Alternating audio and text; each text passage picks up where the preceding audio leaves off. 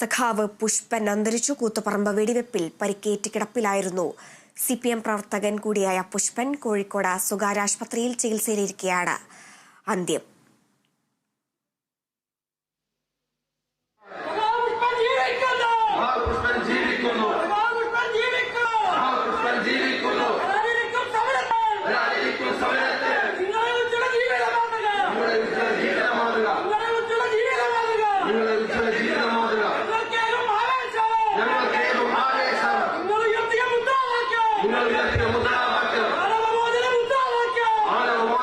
വിശദാംശങ്ങളുമായി ഇപ്പോൾ ബിനോയ് ചേരുന്നുണ്ട്.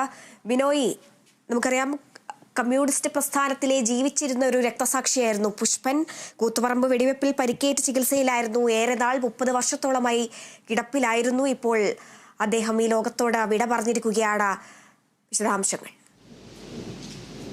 തീർച്ചയായും കേരള രാഷ്ട്രീയത്തിൻ്റെ ഒരു ചരിത്രം അവസാനിച്ചു എന്ന് വേണമെങ്കിൽ നമുക്ക് പറയാൻ കഴിയും. കാരണം യുവജനങ്ങൾ ഒന്നടങ്കം ഒരു മന്ത്രിക്കെതിരെ, ഒരു മന്ത്രിയുടെ നെറുകേടിനെതിരെ സമരരംഗത്തേക്ക് എത്തിയപ്പോൾ ആ സമരം ആളിക്കത്തുന്ന സമയത്ത് കണ്ണൂരിൽ കൂത്തുപറമ്പിൽ ഒരു വലിയ സമരനായകനായി രംഗത്തെത്തിയ പുഷ്പനല്ലായിരുന്നു. അവിടെ ഒരു യുവാക്കളുടെ കൂട്ടമായിരുന്നു. അന്ന് ആ കൂത്തുപറമ്പിലേക്ക് എത്തുന്ന MP രാഘവൻ എന്ന് പറയുന്ന സഹകരണ മന്ത്രിയുടെ വാഹനത്തിന് മുന്നിലേക്ക് ചാടി വീണുകൊണ്ട് അദ്ദേഹത്തെ തടയുന്ന സമയത്ത് പോലീസുകാർ നിഷ്കരണം വെടിവെക്കപ്പെട്ടപ്പോൾ 5 ജീവനുകൾ നഷ്ടമായി.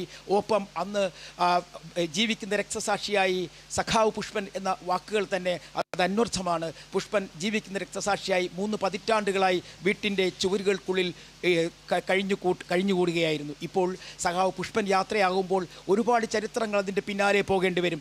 ഒരു സഹകരണ മെഡിക്കൽ കോളേജിൻ്റെ സമരമായിരുന്നു അന്ന് നടന്നത്.